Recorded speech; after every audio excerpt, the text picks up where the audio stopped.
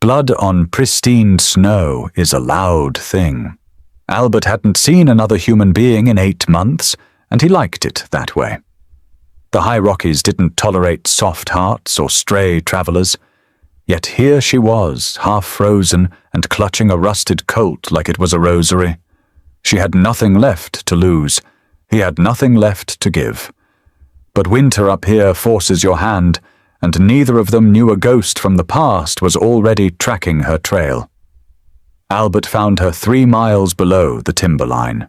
The wind howled down the canyon, carrying ice crystals that chewed at exposed skin like ground glass. He was out checking the last of his snare lines before the deep freeze hit a routine born of necessity rather than ambition. Ambition was for men in the valleys, men building railroads and stealing land. Up here, survival was the only currency. He saw the horse first. A roan gelding frozen solid against a stand of lodgepole pines, a snapped rein dangling from its bit. The animal hadn't starved, it had simply stopped. Albert didn't flinch. He just tightened the scarf around his lower face and followed the erratic, shallow drag marks leading away from the carcass. They didn't go far. She was huddled beneath the roots of an overturned spruce, a dark, motionless lump against the blinding white. She wore a wool coat 3 sizes too large, the hem caked in frozen mud and blood. When Albert knelt beside her, the snow crunched like breaking bones. He reached out with a thick, leather-gloved hand to check her pulse at the throat. Her eyes snapped open. They were grey, like hammered lead. Before he could react, she brought up her right hand, shivering violently, and pressed the cold iron barrel of a .45 against his chest. Her knuckles were white, the skin split and bleeding. "Don't," she breathed. The word barely had enough heat to mist the air. Albert looked at the gun. He looked at her. Her lips were blue, her face hollowed out by exhaustion and cold. She was shaking so hard the front sight of the revolver scraped against his heavy buffalo hide coat. "You pull that trigger, your hand's going to shatter," he said. His voice was a low, rough rasp, unused to conversation. "Frostbite's already set into your joints, and even if you kill me, you'll be dead in an hour." She stared at him, the defiance in her eyes warring with the absolute collapse of her body. For a long second, neither moved. The wind screamed through the dead branches above. Then her eyes rolled back. The gun slipped from her deadened fingers, burying itself in the snow. Albert exhaled a long breath. Damn it! He didn't want this. He had come to this mountain to leave the world behind, not to haul it back into his cabin. But leaving her there was murder, and he already had enough ghosts. He moved quickly. He scooped her up. She was appallingly light, all sharp angles and hollow bones under the heavy wool, and threw her over his shoulder. He picked up her dropped revolver, shoving it into his belt. The trek back was brutal. The storm broke over the ridge, unleashing a whiteout. Albert walked by memory and instinct, leaning into the gale, his thighs burning as he broke trail through knee-deep drifts. Every step was a negotiation with gravity. Her head bounced limply against his back. She smelled of wet wool, dried sweat, and fear.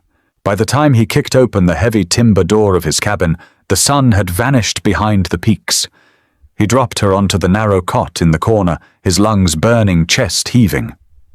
The cabin was a single room, built of notched pine logs and sealed with mud chinking. It smelled of wood smoke, old coffee, and cured hides. He didn't waste time looking at her face. He stripped off his own gloves and went to work. He peeled the heavy coat off her, tossing it aside. Beneath it she wore a torn cotton dress and men's trousers held up by a piece of twine. Her boots were soaked through. He pulled them off, rubbing her frozen feet roughly to force the blood back into the capillaries. He threw 2 more logs into the stone hearth, stabbing at the embers with an iron poker until a fire roared to life. He heated stones in the ash, wrapped them in thick wool blankets, and packed them around her shivering body. Only when the water in his tin pot began to boil did he finally sit back on a wooden stool and look at what he had brought into his home. She was young but not naive. The world had already taken its toll. Faint, fading bruises marked her jawline. A jagged, poorly healed scar ran along her collarbone, disappearing beneath the rough fabric of her shirt. She wasn't a settler's daughter lost in the woods. She was running. Albert took a sip of the bitter, scalding coffee. He looked at the snow piling against his window pane. "You should have stayed dead," he muttered to the empty room. She woke 3 days later. For the first 48 hours, she had thrashed in the grip of a violent fever. Albert had force-fed her snowmelt and bone broth, pinning her shoulders down when she cried out names he didn't know, fighting off phantom attackers. He didn't sleep. He sat in the rocking chair by the hearth, a Winchester rifle resting across his knees, listening to the relentless drumming of the blizzard outside. When her fever broke, the silence in the cabin felt heavy. Thick. Albert was at the small wooden table meticulously oiling the cylinder of his revolver when he heard the shift of the canvas cot. He didn't look up. He just kept wiping the metal with an oiled rag. "If you're looking for the knife, it's on the mantel," Albert said, his voice flat. "If you're looking for your gun, it's unloaded in the drawer. Neither will do you much good against me, and they won't do a damn thing against the cold." Maeve froze. She was half sat up, the heavy wool blankets clutched to her chest. She looked around the dim cabin, taking in the drying meat hanging from the rafters, the stacks of chopped wood, and finally the massive bearded man at the table. Albert was a scarred landscape of a man. His dark hair was shaggy, his beard untrimmed. A pale, puckered scar sliced down from his left temple, narrowly missing his eye, vanishing into the thicket of his beard. He looked like a man who had been broken apart and put back together with rougher pieces. "Where am I?" she asked. Her voice cracked. It was raw, ruined from coughing. "Sangre de Cristo Mountains, about 9,000 feet up." He finally looked at her.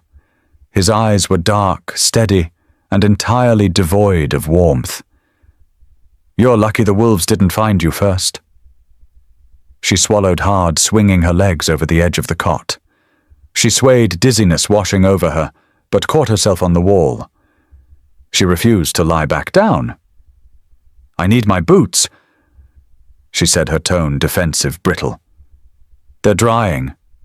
I need to go." Albert let out a short, humorless breath. He set the revolver down and pointed out the small, frosted window. "Go ahead. The snow's 4 feet deep. The wind chill will drop you in 20 steps. But don't let me stop you." Maeve glared at him. It was a fierce, cornered animal look. "Who are you?" "Albert. Just Albert. Up here, last names don't matter." He stood up. He was tall, his broad shoulders casting a long shadow across the room. He walked to the hearth, grabbed a tin cup, and poured thick black coffee from the pot. He walked over and handed it to her. "Drink it. It's terrible, but it's hot." She hesitated, looking at his scarred hands, then at his face. She took the cup. Her fingers brushed his, and both of them pulled back slightly as if shocked by the contact. "My name is Maeve," she said quietly, wrapping both hands around the hot metal. "I didn't ask." She bristled, her chin tilting up. "You saved my life just to insult me." "I saved your life because I didn't want to smell your rotting corpse come spring," Albert replied, turning his back to her and walking back to his table. "Don't mistake basic sanitation for hospitality." The brutality of the statement hit her, but instead of crying, she let out a sharp, cynical laugh. "Fair enough." Over the next week, a strange, tense rhythm developed. The blizzard raged outside, locking them in a space no larger than a rail car. They moved around each other like feral cats, careful not to cross invisible boundaries. Albert chopped wood. He mended traps. He cooked meals of tough salted venison and hardtack. Maeve healed. Her bruises faded to yellow, and she gained enough strength to stand without dizzy spells. She didn't offer help, and he didn't ask for it. But silence has a way of wearing people down. It forces you to notice things. Albert noticed that Maeve never slept with her back to the door. He noticed that she chewed her lip until it bled when the wind howled too loudly, resembling the sound of a train whistle. He noticed she was fiercely, stubbornly independent, refusing to let him change the bandages on her frost-bitten fingers, doing it herself with clumsy, painful determination. Maeve noticed things, too. She noticed that despite his size and rough exterior, Albert moved with surprising quietness. He never slammed doors, he never raised his voice. And beneath the calluses and the scars, there was a profound, suffocating sadness. He read from a tattered, leather-bound book by the firelight, but he never seemed to turn the pages. One evening, as the wind finally died down to a dull moan, she watched him scraping a deer hide with a bone knife. The rhythmic scraping was the only sound in the room. "You're hiding," she stated. It wasn't a question. Albert paused. He didn't look up. "I'm surviving." "No," Maeve said, leaning forward on the cot. "Surviving implies you're waiting for something to happen. You're hiding. You built a fortress in the middle of nowhere so you wouldn't have to look at the world." Albert slowly set the knife down. He turned his head, his dark eyes locking onto hers with an intensity that made her breath hitch. "And what are you doing, Maeve?" he asked softly. The quietness of his voice made it more dangerous than a shout. "You didn't wander up this mountain to pick wildflowers. You rode a horse to death. You slept in a snowbank with a gun in your hand." He stood up, taking 2 steps toward her. The air in the cabin suddenly felt incredibly thin. "I'm hiding from myself," Albert said, his voice dropping to a gravelly whisper. "Who are you hiding from?" Maeve held his gaze, her chest rising and falling quickly. She didn't back down, but the defiance in her eyes cracked just a fraction. "A man who doesn't leave loose ends," she whispered. Albert stared at her for a long moment. Then he nodded once, turning back to his hide. "Then let's hope the snow stays deep." 3 weeks passed. The deep freeze held trapping them in a suspended reality. The cabin became a universe of 2. The hostility between them had burned off, replaced by a cautious, unspoken truce. They learned the geography of each other's habits. Maeve took over the cooking, managing to make Albert's meager supplies taste less like seasoned leather. Albert taught her how to patch the holes in her boots with pine pitch and heavy twine. It happened on a Tuesday. The sun finally broke through the grey overcast, hitting the snowpack with a blinding diamond-like glare. The temperature rose just enough for the icicles on the eaves to begin a slow, rhythmic dripping. Drip, drip, drip. It sounded like a ticking clock. Maeve was at the basin washing their tin plates. Albert was sitting by the fire sharpening an axe head with a whetstone. The metallic sh-sh blended with the dripping water. "It's going to clear," Albert said. He didn't look up from the blade. Maeve stopped scrubbing. Her hands were submerged in the warm, soapy water. "The pass will open. In a few days. If it stays clear, the snow crust will harden. You'll be able to walk on it." He tested the edge of the axe with his thumb. A thin line of blood welled up. He wiped it on his jeans indifferently. Town of Silver Plume is about 20 miles down the East Ridge. You can make it in 2 days. Maeve looked down at the dirty water. A knot formed in her throat, thick and suffocating. She had spent a month staring at the walls of this cabin, wishing for a way out. Now that the door was opening, all she felt was a terrifying, hollow dread. She dried her hands on a rag and turned to face him. "And you?" "I stay here," Albert said, finally looking at her. The firelight played across the scar on his face, softening the harsh lines. "I belong to the mountain." "Nobody belongs to a mountain, Albert." Maeve walked closer, her boots quiet on the rough-hewn floorboards. She stopped a few feet away from him. "It's just rock and ice. It doesn't care about you." "It doesn't lie to me either," he shot back, his voice hardening. He stood up, towering over her. It doesn't make promises. It kills you if you're careless, but it doesn't do it out of malice. It's honest. Men aren't honest. I haven't lied to you, Maeve said. Her voice trembled, but she stepped closer, bridging the physical gap between them. She was tired of the distance. She was tired of the cold. Albert looked down at her. He saw the firelight reflecting in her grey eyes. He saw the slight flush on her cheeks, the way her hair fell in loose, wild waves around her shoulders. She was beautiful, and it terrified him.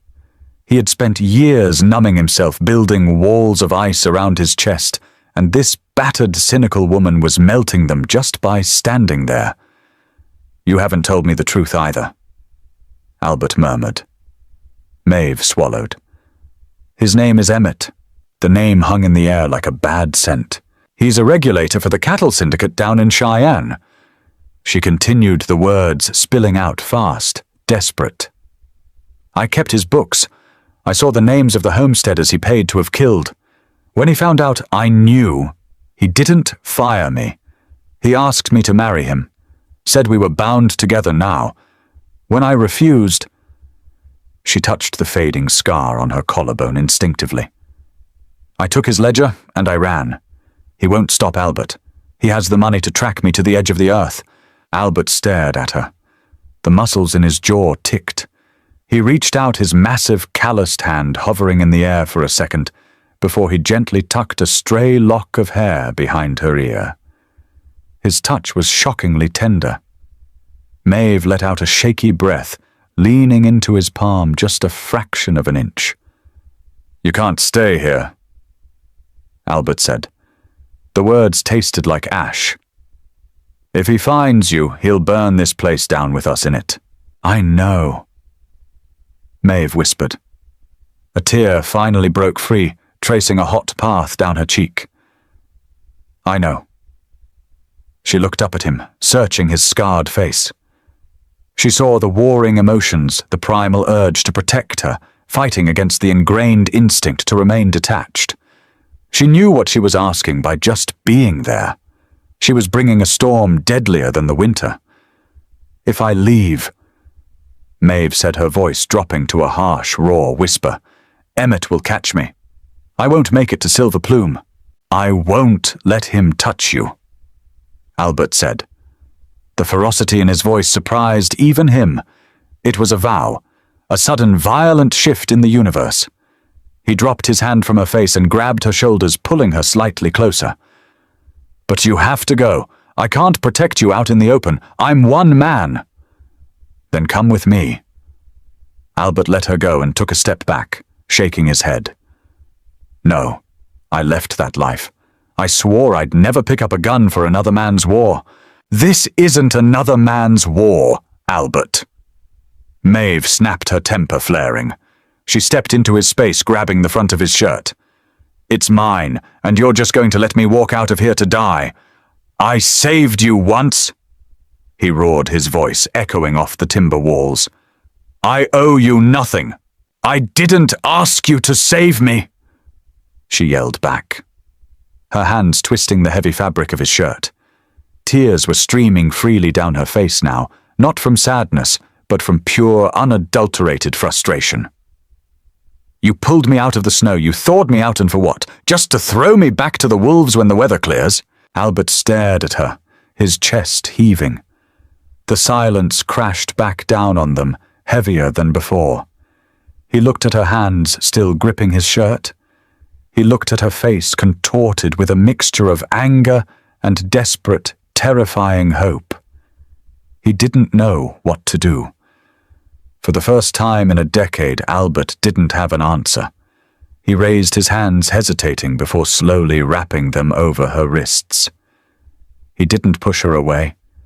He just held her. Maeve, he breathed. Before he could say another word, a sound shattered the quiet of the mountain.